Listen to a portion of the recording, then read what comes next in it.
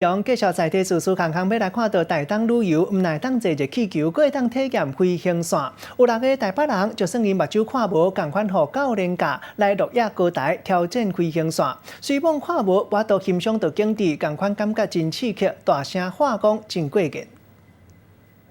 安全帽仔保护带一项拢无减，因是按台北来的一阵目睭无方便的掠零赛，特别来到台东录影的高台，要来进行飞行线的大挑战。这边是一个小斜坡，一个排着队，大家拢真紧张，毕竟这是因人生头一摆离开地球的表面，实在是又搁惊又搁期待。徛伫咧山头，对着教练的指示，勇敢踏出头一步。来，往前跑，好。 手拿着自翕器来记录，就算无法度看到遮尔水的风景，但这轻茫茫的感觉，甲从来毋捌有的刺激感，互每一个人拢充满笑容。一个查某囡仔打开始阁惊甲叽叽叫，但是经过10多分钟的旅程，安全降落了后，阁想要阁耍。